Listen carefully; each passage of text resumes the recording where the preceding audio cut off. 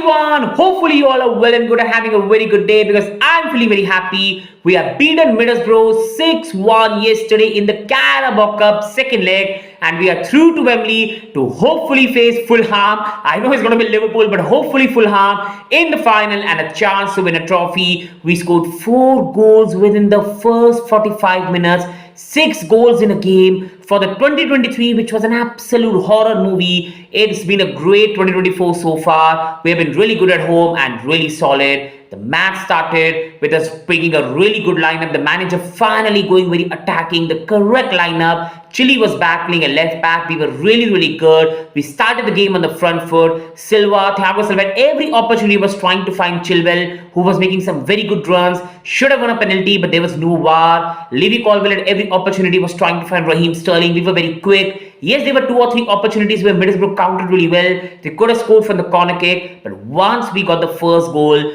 after that, we never looked back. It was a very well-worked move to get the first goal. Sterling to Broha, but the defender's deflection took it in the back of the net, and that was 1-0. The second goal, again, Ben Chilwell, showing what a good attacking left-back he is. Going into the box, making a narrow run, making a very good pass to Sterling. Sterling to Broha, Broha to Enzo, and Enzo scoring a very good goal and silencing his doubters. And then you go on to the third goal. Excel Disasi like a Branislav Ivanovic winning the ball and then making the run into the box and scoring a wonderful goal that reminded me of Branislav Ivanovic at right back. Now hopefully Disasi can do it every week, but I know that's not going to happen, but that was a beautiful goal. And then Cole Palmer, intense pressing, winning the ball back and putting it into the back of the net. And in the second half, Mudryk scoring a really good goal and Palmer again really scoring a wonderful goal. The only shame was conceding that 1 goal, but that was a fantastic display by the team. Long due. We have played some really good football this season, but we haven't got the rewards. But finally, we got a reward, a really good victory, and a victory we need to take forward now. The manager needs to be strong, and we need to take this victory forward and play with the same intensity, with the same desire, because that was special. Now coming on to the 5 things learned from the game. I always love to do 5 things learned on Chelsea match review, and coming to the first one is finally Poch picks the correct lineup and the manager knows which is the best lineup to win in matches. It's just about consistency now with Pochettino and to pick this lineup. It was a really good lineup. I've always said I love Conor Gallagher. He's a really important player, but when you're playing teams like Middlesbrough, teams like even like West Ham, who are going to sit back or going to absorb the pressure and counter, you do not need to play all 3 of Enzo, Caicedo, Gallagher. Drop Conor Gallagher for these games, play 1 extra attacker and go for the kill and play a proper left back. Now the problem with Pochettino has been that he didn't like Marseille and best of to Marseille at Dortmund, but he never really liked Marseille, so he always used to play Colwill, and if James Augusto weren't fit, he used to be Disasi, and we used to be a defensive side with no full back, with no proper creative midfielder, and we used to have 1 extra body less in attacking department, and we used to suffer. Yesterday we had Chilwell, a proper attacking left back, we had Palmer, we had Mudryk, we had Sterling, we had the creativity of Enzo Fernandez, and then we had a proper striker in Mando Broha. That is the way we need to go forward. Poch, for me, I've always said, I've defended him on this channel, that injuries have not helped his case. At the start of the season, Poch didn't trust Mudryk, so he kept playing Chilwell at left wing rather than left back. But now hopefully, seeing how Chilwell played a left back, the manager sticks by it and doesn't do something dumb, because it was a really good performance and we need to carry it forward. Now coming on to the second thing learned, and it's a really good one, a positive one for the team and Chelsea, and that is having Ben Chilwell back. The captain is so important to have him back. When at his best, fully fit, for me he's one of the best left back in the league, and you can say top 10, top 15 in the world. He's a really good player. People are going to get me at this, but go back to 2 years back and Chilwell and James were destroying so many footballing teams. But once that injury kicked in, it just never really came back for both the players, because both are magnificent fullback. Ben Chilwell has always got the knack of making a really good run into the final box. He's got a really good left foot. He has got the attacking instinct of a proper attacker, and he also has got the pace to track back and help us in transition. He's a really good player. You saw the goal he scored 2 years back against Porto. We were very near the same to do yesterday. Thiago Silva making a really good pass to Chilwell, and Chilwell's header just going over the bar. And for me, that was a foul and it should have been a penalty. But again, there was no VAR. And then again, Chilwell making a narrow run, making a pass to Sterling, Sterling to Broha, Broha to Enzo, and we scored a goal. That is what a proper attacking left back does. And now we need to manage the minutes of Ben Chilwell, and hopefully now Ben Chilwell can stay fit, because if this guy stays fit, our future is really good. And I think this guy is one of the best left back in the league. But it's just about injuries. And once as a player you get injuries again and again and again, it's very difficult to come back at the same level.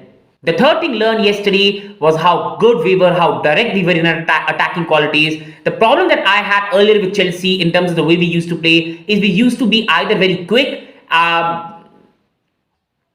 Third thing learned in the game is how good we were attackingly and how direct we were, how quick we were in decision making. Thiago Silva at every opportunity was making a diagonal pass to Ben Chilwell or Mudryk. Mudryk at every opportunity was trying to find Ben Chilwell with the overlapping run. Levi Colwill was trying so many diagonal passes to either Chile, to either Raheem Sterling, whether it was overhead. That happens, but it was really direct from the defenders and attackers making really good runs.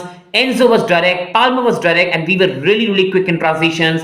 Earlier in the season, the problem used to be that we were very slow, laggard. Desasi back to Silva, Silva to Colwill, Colwill to Petrovic to Silva. We used to be really slow. Yesterday, we were quick in transition, we were quick in decision making, and attacking left back, making attacking runs.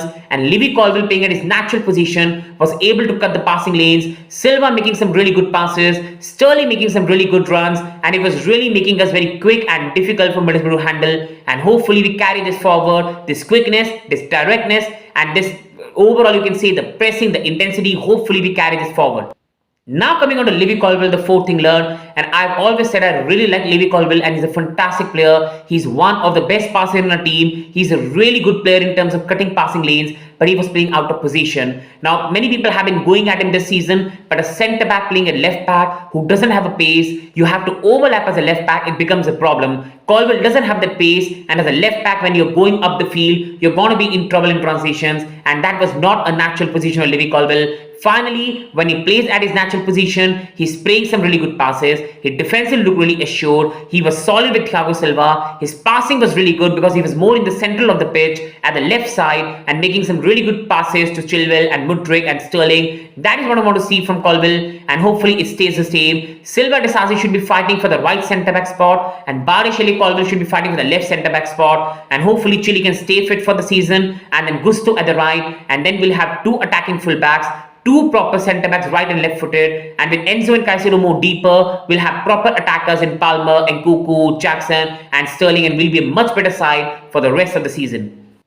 And that brings me to the final thing learned and final thing that I've been saying on this channel for a long time is give Mudryk time. The process cannot be accelerated. He's a really good young player, but he's still really raw. I've been saying it for a long time on this channel that with Mudryk, the fans either expect too much and get angry or just absolutely like underrate him and don't give him his credit. He's a really good young player. He has a dribbling, he has a pace, he has a, like you can say, the electrifying ability as a player. In future where he can be a very good player, but right now he's really raw. He came from a Ukrainian Premier League. He has just come to the league. He's still very raw. You saw with Noni Madueke, for 6 months the guy did not play any game of football. He was disciplined by Pochettino. He was made to learn defensive traits. He was made to learn like his defensive side of the work, and now you see how good Madueke is doing. With Mudryk as well, Pochettino is more like a father figure for these players. He will be a bit more hard on them, develop them, and in 1 or 2 years, these two players will lead the line for Chelsea. But right now, Mudryk is still very raw. Many things in his game are still very weak. His decision making is very weak. His shot is still very weak. His final decision making is really weak. So I think it's still going to take him 1 year to develop. So let's